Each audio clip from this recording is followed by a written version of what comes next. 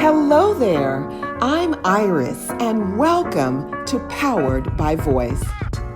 With over 12 years of work developing leaders and mentoring teen girls, I'm excited to extend my reach by helping you power your voice as a platform, not a performance, so that you are truly seen and heard. Join us. Well, hello, and welcome to Powered by Voice. My name is Iris, and today is a great day to join us because we are discussing the discipline of silence. I can say with certainty that we have all developed an interesting relationship with silence thanks to the pandemic. We were certainly forced into pressing that pause button, kicking and screaming. But today, I think we're better off for it, especially if we've created some habits that allow for more breathing space in our lives. So let's take a closer look at what we actually learned and stand to gain by creating quiet as a habit. Let's get powered. Now that we are in a post-pandemic mentality, here's a question for you. When was the last time you were proactively silent for more than a minute? And sleeping doesn't count, reading a book doesn't count, nor does multitasking. Well, how about getting uncomfortable right now with me?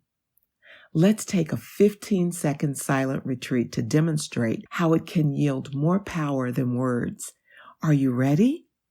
Close your eyes for focus. Let's begin now.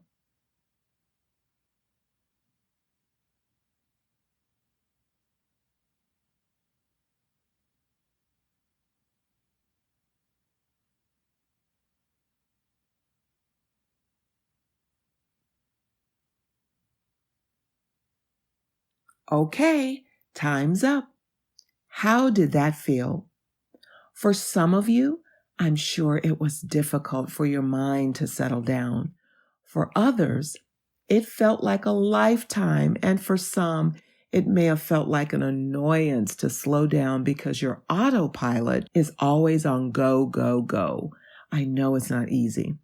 We live in such an overstimulated world that it makes the discipline of silence quite challenging.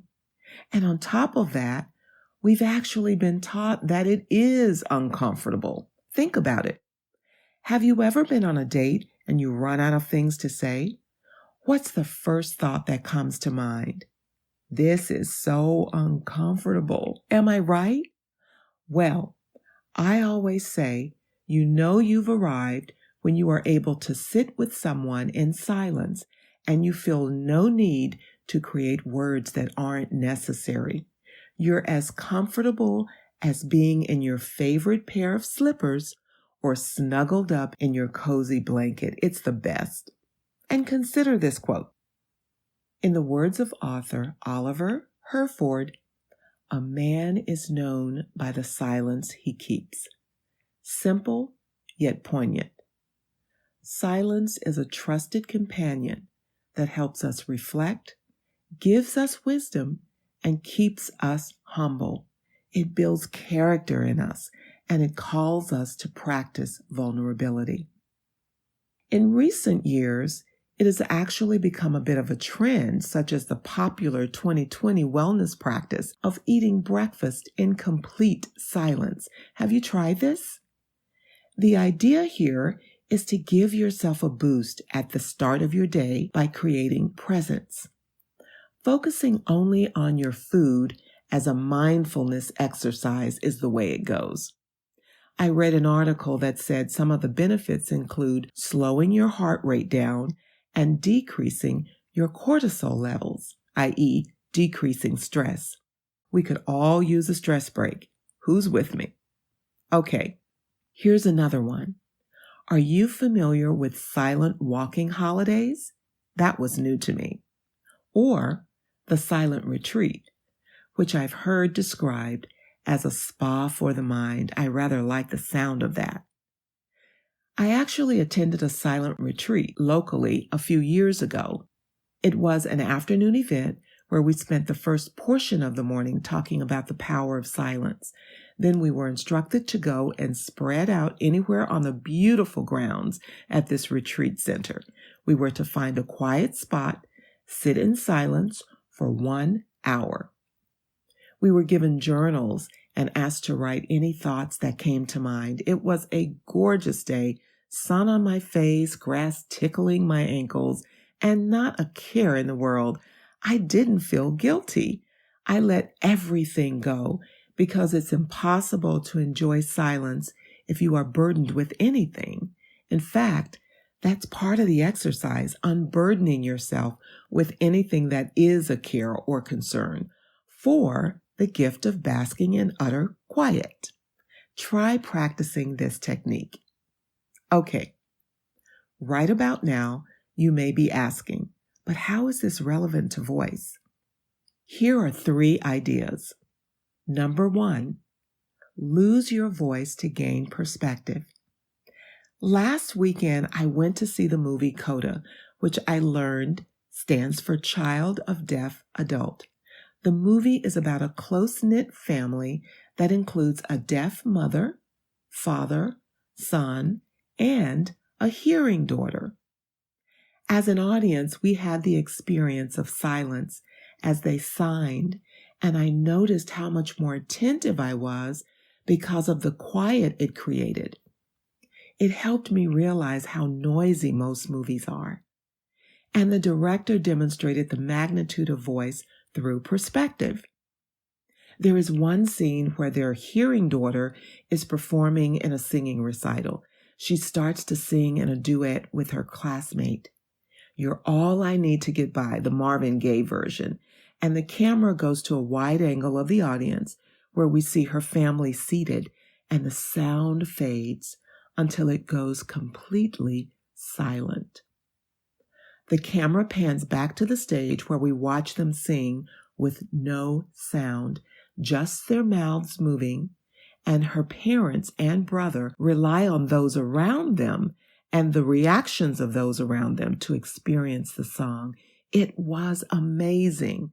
The director said, I always knew that there was a place in the story where I wanted to put the audience in the deaf perspective and immerse the audience in what that was like.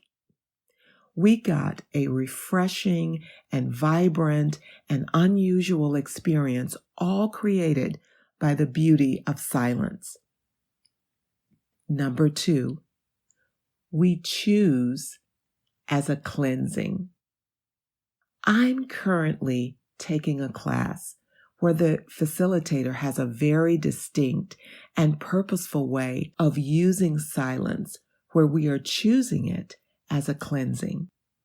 The class actually begins with 2 minutes of silence. It is amazing how this centers everyone and gives you a chance to let go of all the stuff of the day. During discussions, they also encourage silence, asking that we trust and learn from it instead of feeling that we have to share and speak. The homework during the week also includes silence 2 times a day for 2 minutes. It's becoming something that I look so forward to. Number 3, we choose it to rest our voice and our ears. As women, we talk a lot, don't we? You may have heard the data on how many words we speak every day on average. Dare to take a guess. Here goes. 20,000 words compared to 7,000 words for men. Can I say that we need to be quiet? Is that blunt enough? Well, if it makes you feel any better, I'm speaking to myself, y'all. I come from a family of talkers. So here's the deal. Silence really does speak when we take the time to listen. We don't always see it as being a part of our voice, but it is a powerful partner to dance with and create intimacy in the wisdom of wellness. So let's reflect using our mantra. 3 simple questions we ask of you. What were your first impressions of today's discussion? How does this make you feel? And what sparked your curiosity? Until next time, ciao for now.